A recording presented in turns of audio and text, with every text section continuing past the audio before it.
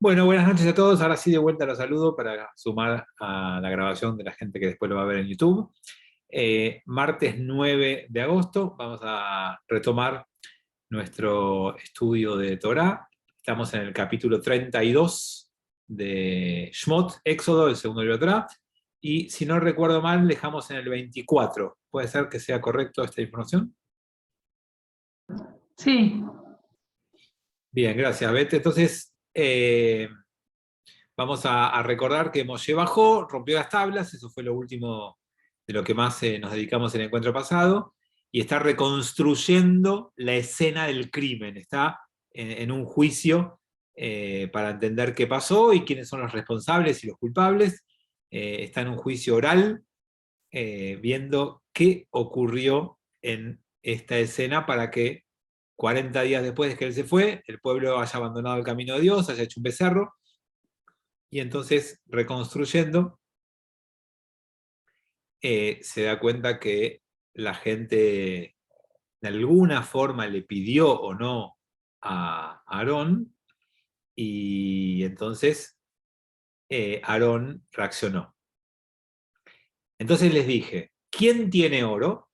Se desprendieron y me lo dieron. Lo arrojé al fuego y salió este becerro. Yo no fui, yo no hice nada.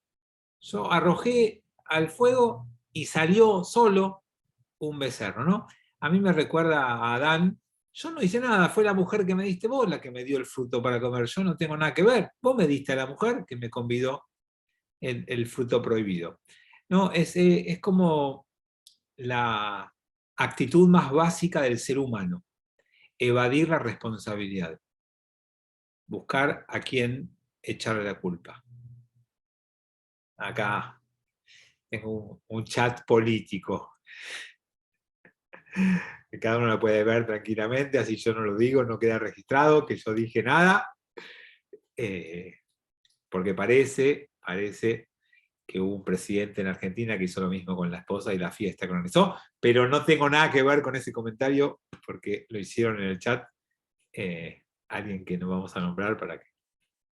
No, obviamente que tenemos como todos ejemplos, pero como decimos siempre, ¿no? Estudiamos Torah no para ver cómo los demás fallaron en este punto, sino cada vez que nosotros no nos hicimos cargo de lo que hicimos y pusimos afuera la responsabilidad de algo que nos compete a nosotros. Esa es la invitación a mirar en este versículo, ¿no?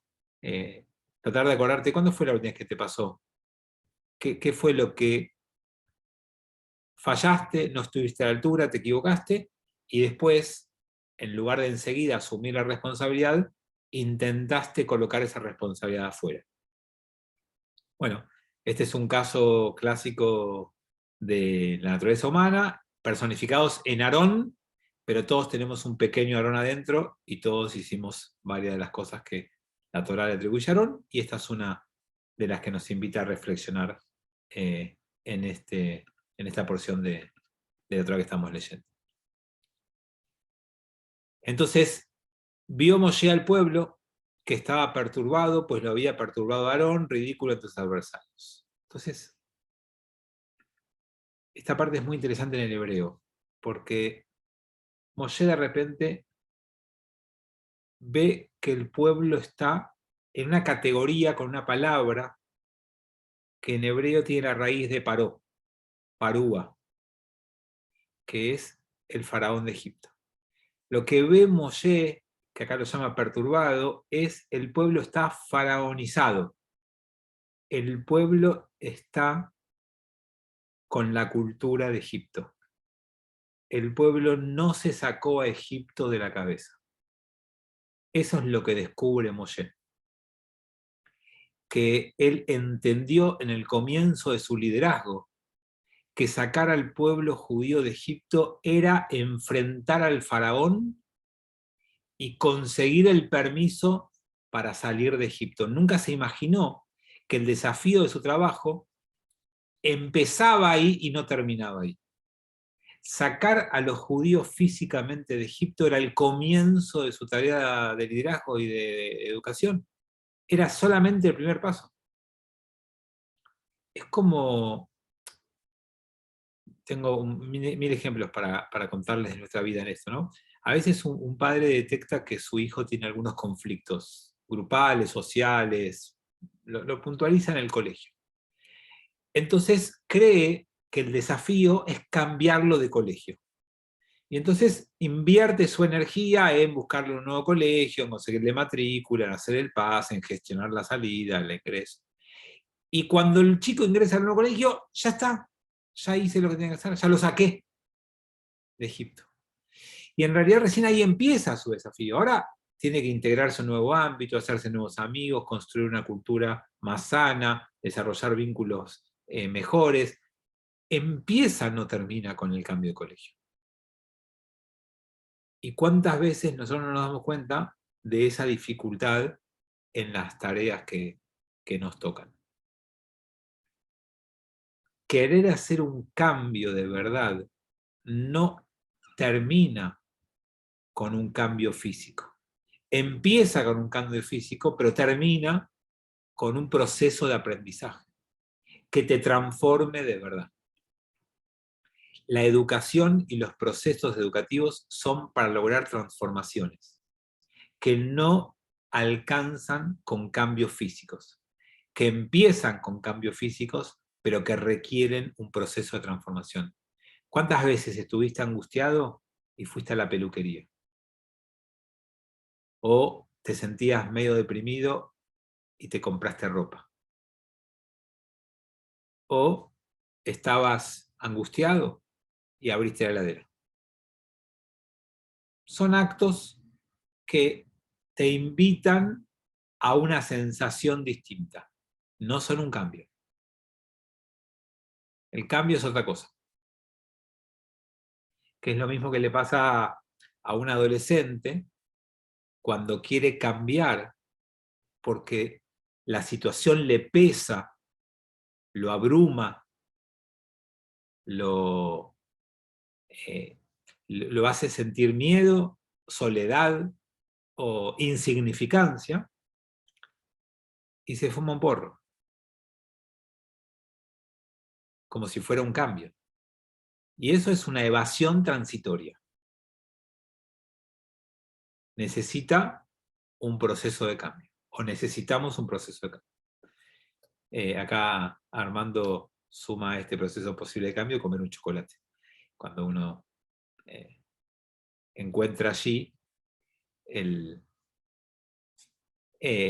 lo que busca, lo que necesita, como si fuera eso, ¿no? Y obviamente que Moshe empieza a darse cuenta que Paró, Faraón, Egipto, sigue en la gente. No salió, no se fue, no lo sacó. Y está bien que haga eso, porque nos enseña a todos nosotros que los cambios no son automáticos, no son inmediatos, no son movimientos físicos. Los cambios de verdad implican procesos de transformación sostenidos en el aprendizaje y en el cambio actitudinal, cosa que lleva mucho más tiempo que enfrentar al faraón. Entonces, por eso es interesante esa palabra que acá traducen como perturbado y que tiene la misma raíz que la palabra paro. Se puso de pie Moshe en la puerta del campamento y dijo: ¿Quién está con Adonai que venga hacia mí? Y se reunieron con él, y se reunieron en torno de él todos los hijos de Leví. Este versículo es central porque acá cambia la organización del pueblo judío. Hasta este versículo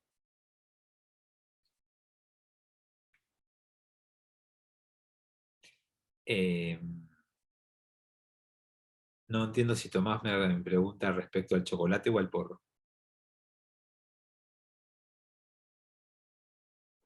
No sé si acá me escuchás bien. ¿Sí? Vos como que dijiste con los adolescentes, ¿por qué solamente con los adolescentes?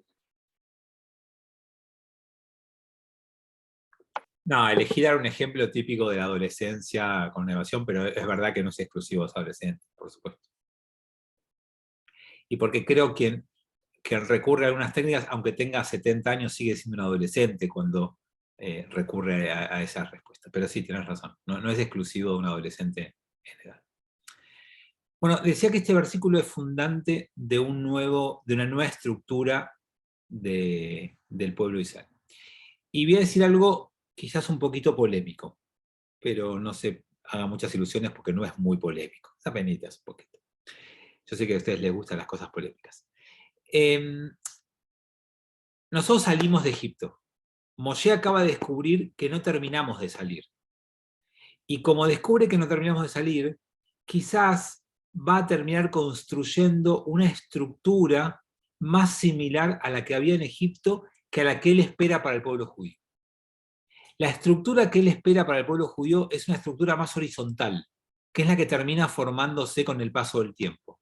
Una estructura en donde todos tienen el acceso al lugar que quieran ocupar, depende de su propio esfuerzo, sacrificio y talento. Pero no es por orden de nacimiento, no es por lugar de nacimiento, es por mérito personal.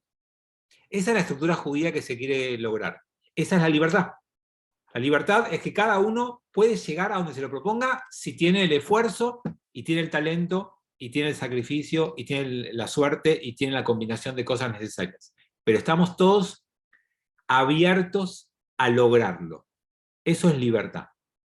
El mundo egipcio era un mundo de castas, y los mundos de castas son de esclavitud, porque vos nacés en un lugar y no podés salir de ese lugar.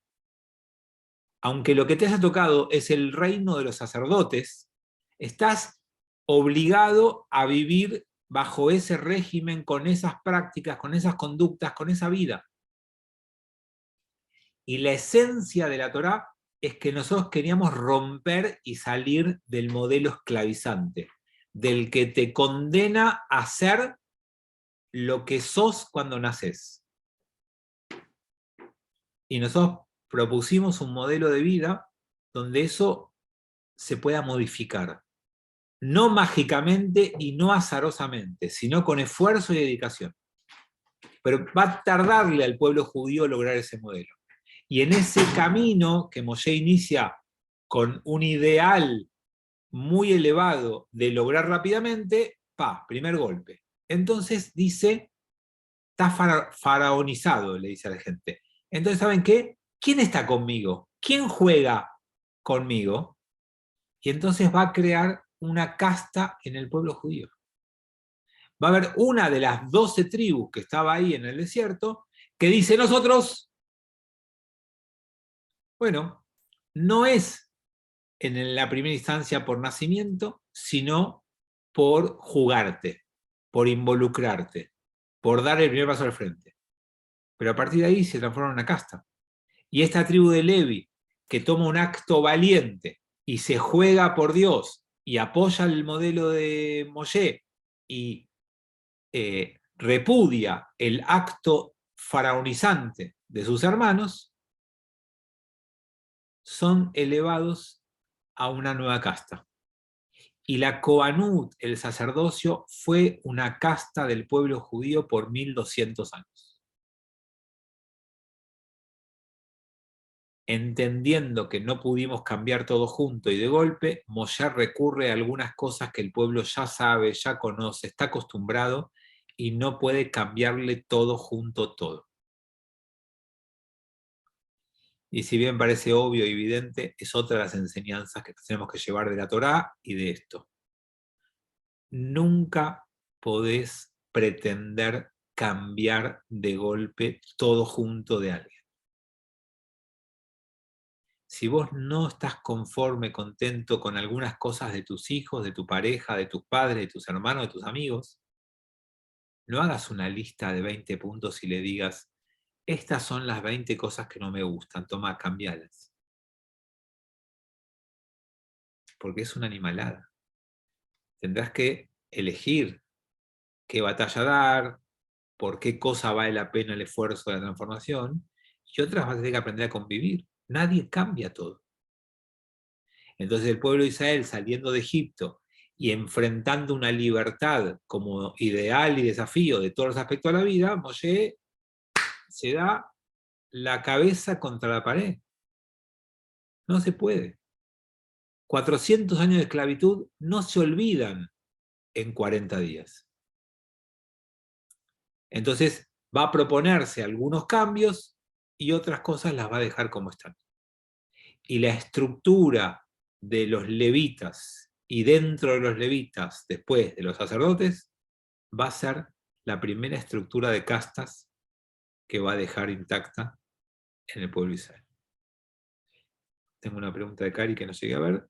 ¿Qué características tiene esta casta? Bueno, que es un grupo cerrado, que solo se accede por nacimiento y que tiene algunas funciones predeterminadas que tiene que cumplir y tiene algunos privilegios que los que va a gozar. Ni más ni menos. Una casta que ocupa un lugar elevado en la escalera social de Israel. Están los Kohanim y después los levitas y después el resto. Y esta casta no tiene ni entrada ni salida. Si alguien dice, me cansé de ser levita, ahora quiero ser Israel. No, yo quiero ser levita el año que viene. No se puede. La única forma de entrar y salir es naciendo y muriendo. No hay alternativa. Ceci pregunta si el exigente al cambio es Moshe o Dios. Yo creo que lo que la Torá nos quiere enseñar es que hay una propuesta exigente de cambio que fracasa y que el verdadero cambio va a llevar 40 años y que la Torá nos va a mostrar cómo en 40 años se puede transformar a un pueblo, pero no en 40 días.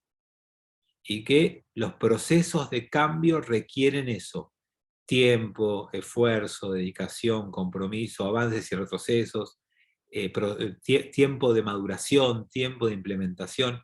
Es verdadero desafío. Sí, Claudio. Una pregunta. El Cohen puede perder su condición, porque ya lo explicaste vos, haciendo ciertos actos. ¿El Levi no lo pierde su condición?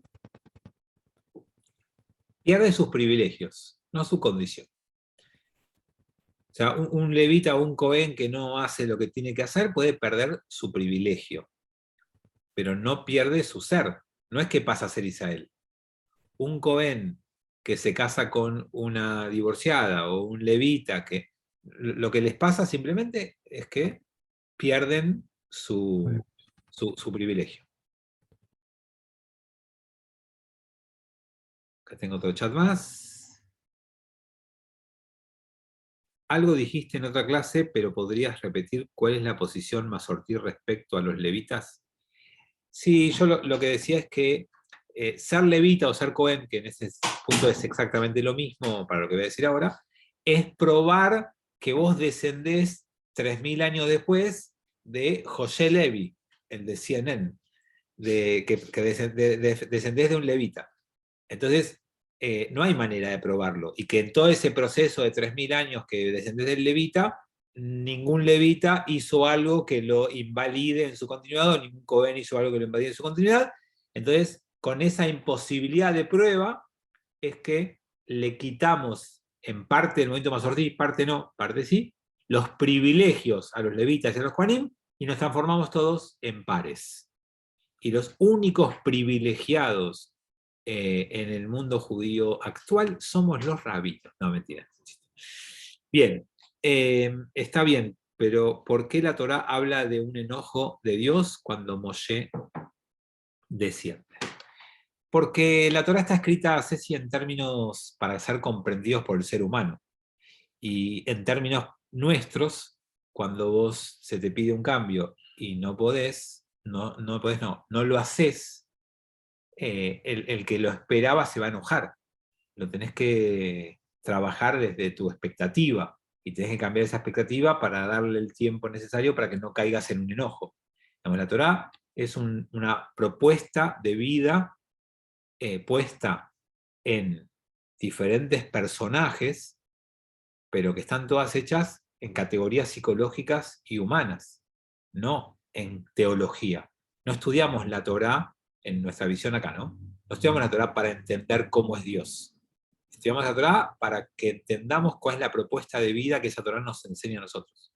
Y en esa propuesta de vida, lo que nos muestra es que esperar que alguien cambie rotundamente su vida es exponerte a enojarte, porque tu expectativa está muy por encima de la posibilidad del otro. Y cada vez que tengas una brecha tan fuerte entre tu expectativa Y la realidad, te vas a frustrar y te vas a enojar. Sí, Tommy. Y tal vez me expresé mal. No solo los masortistas, el reformismo, ortodoxos, el judaísmo acepta las castas hoy. ¿El judaísmo acepta las castas? Preguntaste, no terminé de entender bien. Esa es la pregunta. No lo llamaría castas porque los privilegios no son tales, pero una parte del pueblo judío mantiene la idea de que hay Kohanim, que hay levitas y que hay Israel. Y que son castas en el sentido de que no hay entrada ni salida. Y los pequeños privilegios que implica ser Cohen es que subís primero a la Torá, que en algunas fiestas subís a bendecir al pueblo de Israel con una bendición que se llama Birkat Kohanim, y no mucho más que eso. Y que no podés entrar al cementerio. Quedaron como algunas cositas que, si bien mantiene la definición de casta porque es cerrada y porque no tiene entrada ni salida, no es relevante. No es que tienen. Acá pregunta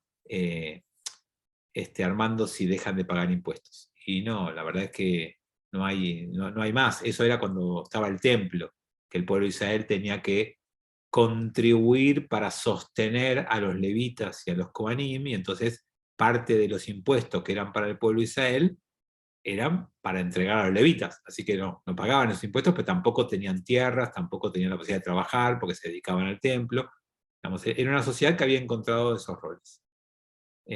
Así que hoy los únicos exentos del pago de los impuestos son los jueces, como los rabinos somos jueces, los rabinos, no. Bien. Entonces, los levitas dan el paso, se asumen, se juegan y son elegidos para ocupar ese lugar.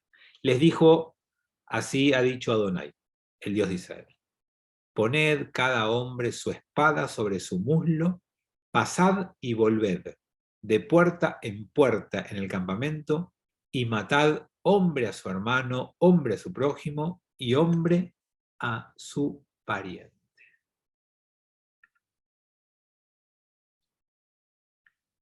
Hay que matar a todos los, diría, egipciantes, a todos los que ejercen la cultura de Egipto. Hay que terminar con todos aquellos que no pudieron sacarse a Egipto de adentro. Y hay que extirpar eso. No es una matanza generalizada, de hecho, ahora van a ver que hay 600, 3.550 y mueren, según este relato, 3.000, que no es que sea poco, pero que no es todos los que participaron, sino que participaron muchísimos más. Lo que hay que hacer es terminar con la cultura que domina la vida de esta gente, que no pudieron sobrevivir 40 días sin la deidad cerca. Porque ¿saben qué es lo que muestra esto? No es que hicieron un becerro de oro. Lo que esto muestra es que Moshe era considerado por ellos un dios. Y cuando Moshe no está, buscan otro dios. Eso es lo grave. Lo grave es el vínculo que establecieron con Moshe. Moshe no era un ser humano que los estaba liderando y ellos confiaron en su líder. Ellos depositaron en Moshe lo mismo que ahora en el becerro de oro. Eso es lo grave. ¿Se entiende? Lo que queda manifiesto acá no es que hicieron un becerro de oro, es que estaban confiando en una salvación mágica, que le otorgaron a Moshe categoría divina, categoría mágica. Y eso es lo que descubre Moshe acá. Y con eso hay que terminar. Les va a llevar un tiempo sacarse la cultura egipcia, pero lo que hay que terminar es la búsqueda de un Dios como un bastón que te ayude a caminar, como algo que te permita vivir. Bettina dice, ¿y la paciencia con la transformación y el cambio, dónde quedó? Justamente en establecer que viene por delante un proceso de cambio que lo que tiene que implicar es erradicar la cultura egipcia. No ya, es simbólico. Eso es lo que hay que terminar. No podemos permitirnos convivir con eso. Yo lo que quiero que entiendas es que la Torá entera es una lucha contra la búsqueda de soluciones mágicas, de personas milagrosas, de dioses a tu servicio y para tus caprichos. Esa es la mayor lucha de la Torá. Contra eso no hay nada que negociar. Yo puedo negociar un montón de cosas. No puedo negociar la búsqueda de un Dios o una salvación milagrosa que no responda a lo que estamos hablando. Entonces no importa si lo llaman Moshe o becerro de oro. Cuando el otro no es un otro, sino que es un Dios o un ídolo o un mago, ahí es donde estás en un problema. Y eso hay que erradicarlo. Ese es el destino. Ya llegaremos a eso. Pero el destino es hay que erradicar y hay que terminar con esto. Por eso mi insistencia en la pregunta, quería poner énfasis en que el judaísmo es horizontal y no acepta castas ni privilegios, y que el que se equivoca en su elección no es necesario matarlo. Acuerdo tal cual lo que estás diciendo. Esa es la sociedad que el judaísmo quiere y desea construir. Eso no significa que después lo hayamos logrado y que no volvamos cada tanto a este mismo problema, porque es un problema humano. Vos fíjate que la construcción de un modelo rabínico, donde el rabino es uno más, no tiene ninguna diferencia de casta ni esencial con el otro, es uno que eligió que su vida, en lugar de hacer muebles, manejar finanzas o cocinar, es maestro y enseña. Es uno más como cualquier otro. Y en ese modelo horizontal, donde cada uno elige a qué tarea dedicarse y se dedica a la tarea de enseñar, hay gente que va y le saca una foto y pone esa foto como estampita de su vida y decís, pero no entendiste nada. Si el modelo judío de la Torá es horizontal, donde el rabino es una persona más como vos, donde tiene que ser humilde y tiene que aprender a lidiar con sus propias miserias, porque tiene defectos, como Moshe, y porque tiene errores, como Moshe. Y si vos te acercás a alguien que tiene que ser humilde, con defectos, que es maestro y no otra cosa, y lo idolatrás, y le colgás la imagen, y le rezás, y le mandás por fax un pedido y te devuelve $1, y vos guardás el dólar, ¿qué es eso? Y vas a la tumba y caminás unos pasos para atrás y escribís una cartita y la rompés y la tirás. ¿Qué es? ¿Eso es lo que la Torá dice? ¿Eso es lo que la Torá espera de vos? Sin embargo, yo estoy seguro que algunas personas de este Zoom lo hicieron en el ritual. Y no los critico, pero es parte de esa naturaleza humana que tenemos que erradicar y cambiar. Y que no 40 años, sino 3000 años después de haber salido de Egipto, seguimos teniendo pedacitos de Egipto dentro nuestro.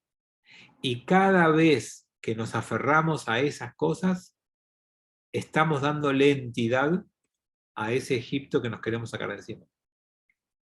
Y cada vez que aparezcan esas actitudes nuestras, tenemos que saber que la Torá propone que las asesinemos, que las matemos, que hagamos una amputación de mi Egipto de adentro mío. No es fácil. Las deidades vienen a ser el paganismo. No, las deidades vienen a ser, porque hoy no hay paganos prácticamente. Las deidades es colocar la imagen divina en alguien o en algo que milagrosamente o fantásticamente o arbitrariamente me va a salvar.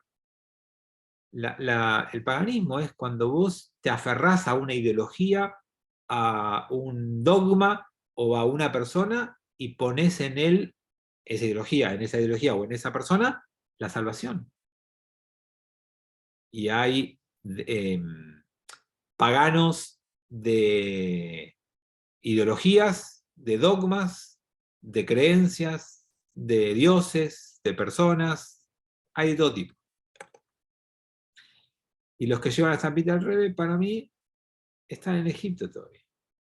Digamos, lo digo con cariño, no por criticar a nadie. Y no quita que en momentos de angustia o de dolor la gente haga cosas que después racionalmente no pueda sostener. Y eso no es para criticar a nadie. Pero creo que cuando uno se enfrenta a un espacio tranquilo de análisis y de estudio, no a un miedo existencial por una enfermedad o por una amenaza de muerte de un ser querido, sino cuando uno está en estado tranquilo para pensar, para analizar y para estudiar, tiene que reconocer que ese acto no es lo que la Torá espera de vos. Y para contestarle a Tomás, la única foto que pueden tener es la mía, ninguna otra. El resto son todas paganismos. Todo el resto es idolatría y merece la pena de muerte. Ah, si tiene mi foto, ponele que. Bien. Y las mediaciones, las del sistema judicial, no te refieres, ¿no? ¿De qué hablas, Ceci? ¿De los medium? No, digo, porque a veces las estampitas, o sea, representan seres humanos más alcanzables, que son mediaciones siempre para llegar a Dios. Digamos, inclusive hasta los rabinos o cualquier persona que hoy en día te guíe en la tierra es una mediación para llegar a Dios, pero eso no sé si es tan, yo no lo veo tanto como idolatría, No, sino pero como Ceci, alguien. el concepto de mediación está en el cristianismo, pero no en el judaísmo. Nosotros no necesitamos Ok, no sabía. mediadores. El rabino no es un mediador, no es un medium, no es quien te conecta. La conexión es de cada uno con la trascendencia. El rabino es un maestro que te puede enseñar textos, que te puede enseñar costumbres, tradiciones, o incluso te puede guiar en tu conexión. Nunca es quien intermedia en esa conexión. Y recuerden siempre que el Cohen, cuando te bendecía, ponía las manos así, porque la bendición no sale de acá. La bendición atraviesa las manos, es simbólico, es simplemente como mensaje. Cuando un rabino, cuando un Cohen intenta darte una bendición, lo que hace es pedirle a Dios que te bendiga a vos. No es él ser bendición y no es él quien puede llegar a eso. Y en realidad lo único que puede hacer es inspirarte a vos en un camino para que vos cualquiera, no vos, Ceci, vos consigas tu conexión. Incluso, miren, como para dar un ejemplo bien El concreto. cristianismo se entiende, en el cristianismo se entiende igual, ¿eh? O sea, Sí, no, pero no te voy a dar sé un a ejemplo qué le bien medium concreto vos, para, pero para que veas la diferencia. Cuando un cura termina un casamiento, dice, los declaro marido y mujer, ¿correcto? sí, es así. Bueno, cuando nosotros terminamos un casamiento no podemos decir eso, porque yo no los declaro. El novio se casó con la novia y ellos se casaron, yo simplemente guié el ritual para que entre ellos pueda haber un casamiento. Sí, pero acá también, en el cristianismo también. O sea, los que se casan son los novios y todos los demás somos testigos. Bueno, entonces hay un tema ahí de expresión que tal vez no sea Claro, expresión por ahí, sí. muy amigable. Los declaran en nombre de la comunidad, pero Bueno, no. en principio en el judaísmo no hay mediador, no ocupa ningún rabino ese rol. Rab es moré, es maestro, es guía, no otra cosa. Y acá, pobre Armando, me cuenta que él fue a la tumba del rey, pero lo obligaron, que él no quería y que lo obligaron a hacer los rituales paganos. Así que, Armando, si te obligaron, no sos culpable. Sos inocente, pero si querés estar del todo en paz y demás, con una botellita de vino que me mandes, está todo bien y ya está perdonado la transgresión de la tumba del rey. No, yo también. ¿Tinto o blanco? Era, ¿Tinto no, o blanco? azul. No, yo también, Armando, yo también fui a conocer la experiencia. Estuve en Queens, fui al cementerio y lo hice como para aprender la experiencia. Y la hice. O sea, no sé si alguno fue, pero si no les cuento, tenés que sacarte los zapatos, te dan unas crocs de goma, tenés que llegar caminando al lugar, antes te dan unos salmos para que puedas leer, para que puedas escribir una carta, llegues al lugar, te pares en el lugar, leas la carta en voz alta, la rompas, la tires, camines para atrás y te vayas. Es como un ritual que está armado, lo hice hace muchos años y tal vez me olvidé de algún paso, pero así como lo hizo Armando, yo también lo hice. Nada, quería conocer la experiencia. ¿Beth? No, Gaby. Gaby, perdón, Gaby. Pregunta, pero puede ser que algunas personas, rabinos o no, ¿no? Pero que algunas personas tengan una conexión más fuerte y que tengan una llegada distinta. Gaby, yo creo que cada uno va pasando por diferentes momentos en su vida y cada uno tiene momentos de más conexión o menos conexión. Pero una mayor conexión, lo que te produce a vos es a vos un nivel de sensibilidad y contacto con Dios. No te garantiza que esa conexión pueda lograr cosas con otro.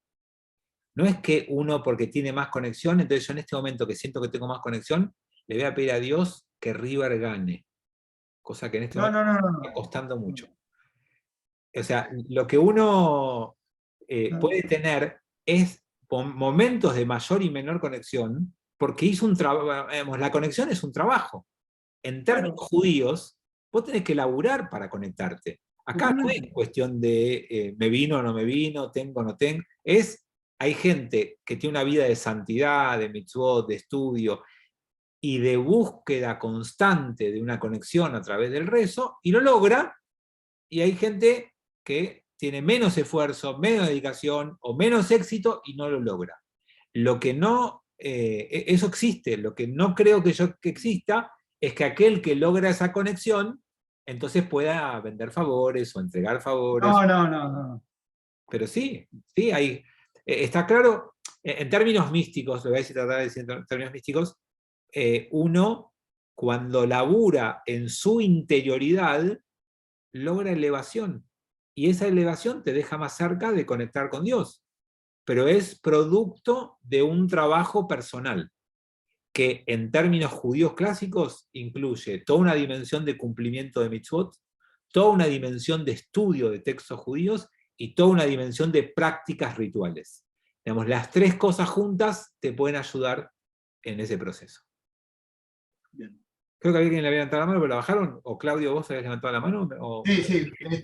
Hace poco, no sé si en este curso o en otro, vos habías comentado que los rabinos a veces se acercaban a las familias para que se casen los hijos, porque los rabinos conocían las características, podían tener cosas en común.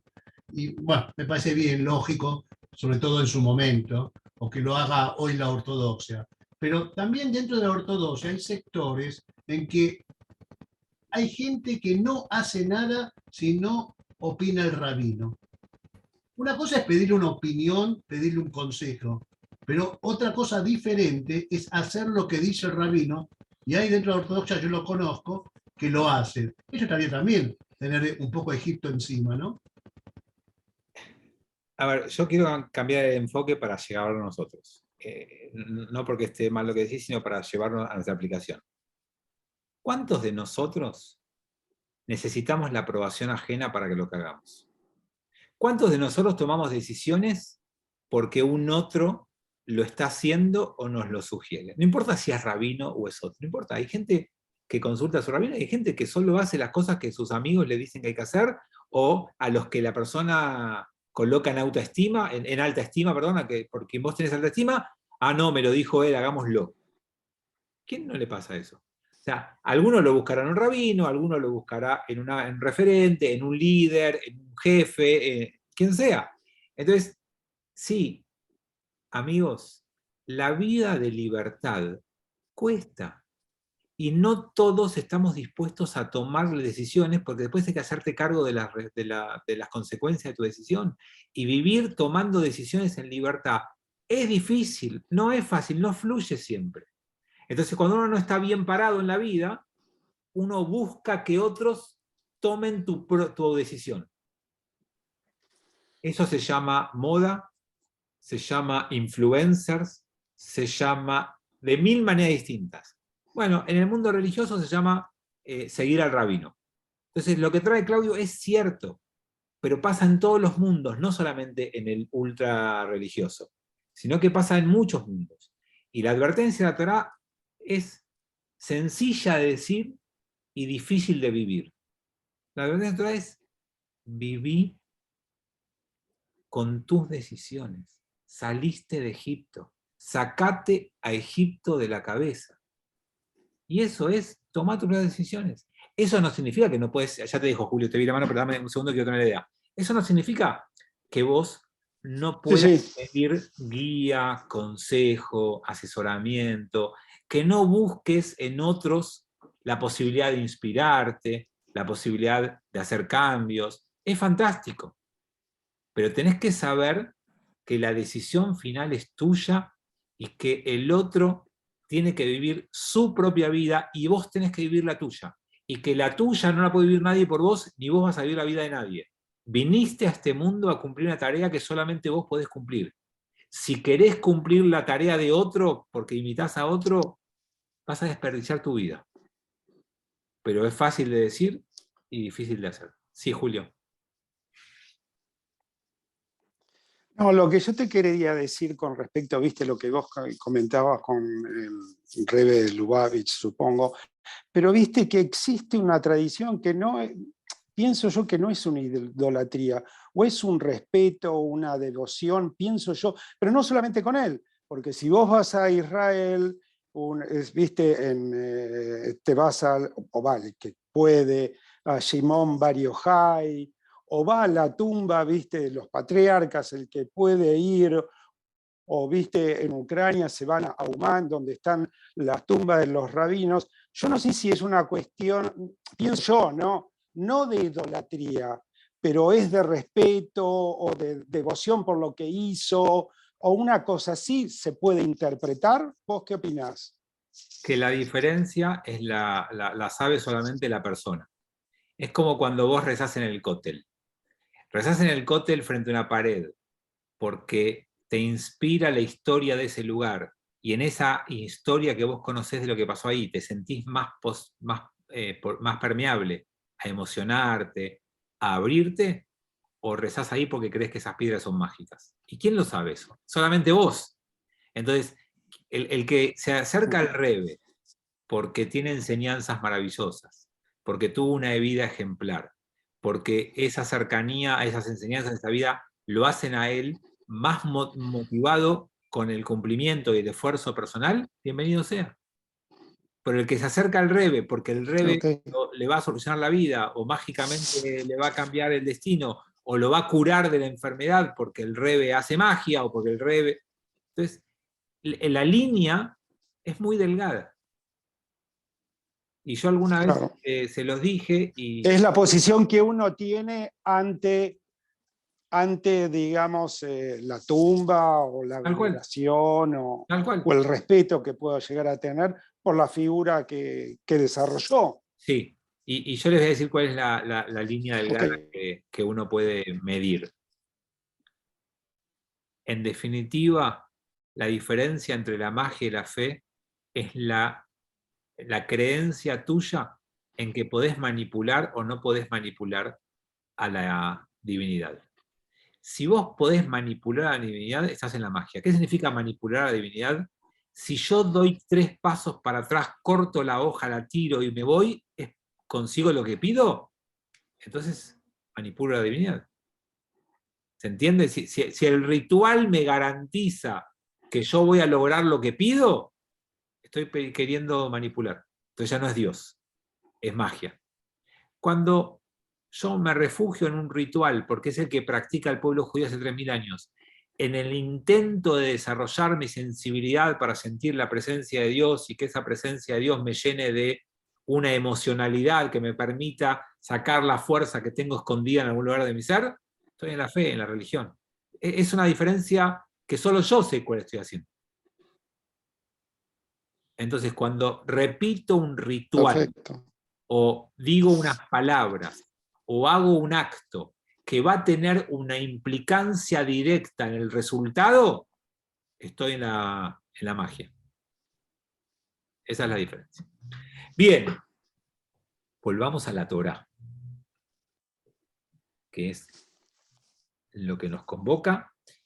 Bien, dijo Moshe, dedicaos hoy a Adonai, ya que cada hombre entre vosotros ha estado contra su hijo y contra su hermano, para que se extienda sobre vosotros hoy bendición. Y fíjense esto. No estás de acuerdo con lo que hizo tu prójimo. No avalás la actitud del otro. Bueno, ya está. Ya lo dijiste, ahora reconstruí la relación. Ahora volvé a buscar ser parte del mismo pueblo y conviví con eso. La bendición de Dios se da cuando vos podés marcar la diferencia sin romper el vínculo. Y eso es lo que hoy no logramos hacer. La grieta es eso. ¿Qué es vivir en el medio de una grieta? Es que la opinión del otro lo deja de un lado de la vida en el cual vos no podés, no querés y no pensás estar. Y lo que hay que entender es que si alguien hace o piensa distinto a vos, no te tiene que alejar del otro. Vos tenés que aprender a aceptar las diferencias con las que los demás se expresan o viven. No perdiendo la esperanza de ayudarlo a un cambio, pero tampoco expulsándolos de tu vida cuando el cambio no se da. Y esa es, quizás, hoy, la tarea más difícil del ser humano. No caer en la grieta. No pretender excluir de tu vida a los que no viven o piensan como vos. Terminada la diferencia o la manifestación de la diferencia, dicho lo que había que hacer, hay que volver a dedicarse a lo que tenemos en común. Dedicados hoy a Adonai es lo que tenemos en común. Y eso que tenemos en común hace que el otro sea tu hermano. Aunque hayas estado en contra, aunque hayas dicho algo distinto, aunque te hayas opuesto a lo que hizo, sigue siendo tu hermano. Ocurrió que el día siguiente dijo Moshe al pueblo: vosotros habéis incurrido en pecado grande y ahora voy a ascender hacia Adonai, tal vez obtenga yo perdón por vuestro pecado. Moshe subió al Sinaí en Sivan, que es cuando festejamos Shavuot. Estuvo 40... Fabi, lo leíste, te comiste un renglón cuando lo leíste. Es porque que decía, yo voy a ascender. porque tengo hambre hasta ahora, Betina. Ocurrió que el día siguiente dijo Moshe al pueblo: vosotros habéis incurrido en pecado grande y ahora voy a ascender hacia Adonai, tal vez... No, leí entero, ¿eh?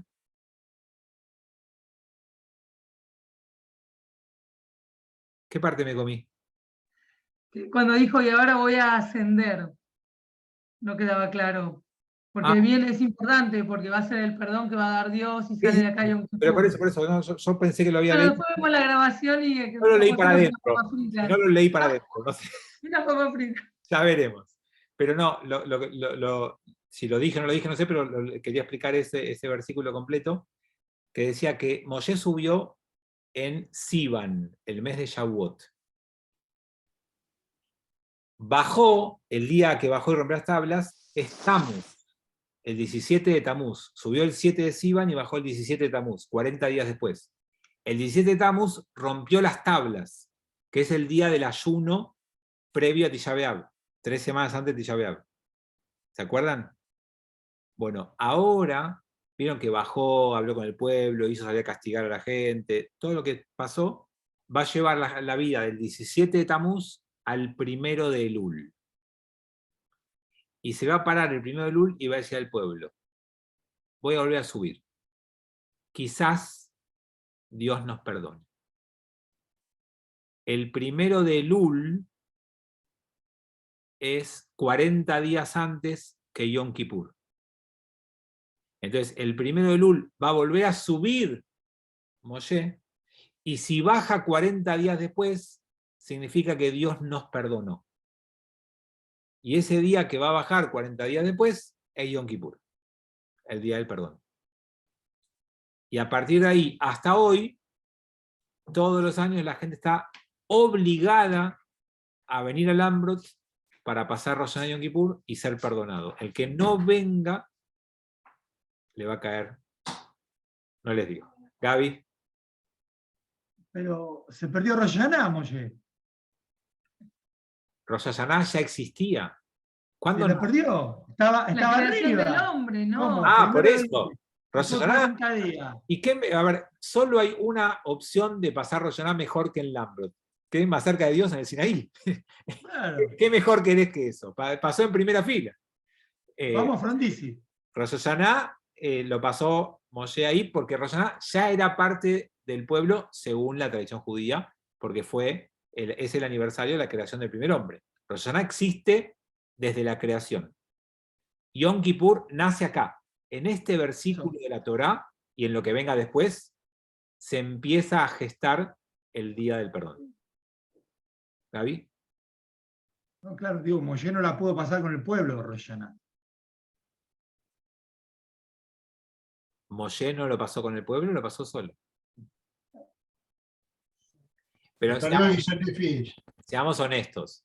Nosotros festejamos Rosh Hashanah y Yom Kippur desde la época talmúdica en adelante. No tenía que ver. Y en la época del templo había un Rosh Hashanah y Yom Kippur que era distinto, que no era igual que el que festejamos hoy, que era con los rituales de los sacrificios. Bueno, entonces, como vamos a hablar un poquito de Yom Kippur y demás, no lo quiero hacer rápido, ya estamos en horario. La semana que viene retomamos desde acá. Súper adecuado que leamos esto en estos tiempos, porque el sábado pasado fue Tisha B'Av, y desde Tisha B'Av empiezan las 7 semanas que nos conectan con Rosh Hashanah. Así que estamos en el periodo justo para leer esto, porque esto da pie a varias costumbres de Rosh Hashanah y de Yom Kippur que vamos a ver el martes que viene. Así que, bueno, nos vemos la semana que viene. Gracias, cuídense. Gracias, Fabi. Gracias, Raúl. Gracias, Fabi. Gracias, Fabi. Excelente clase. Fabi, Abrazo a todos. chao, chao.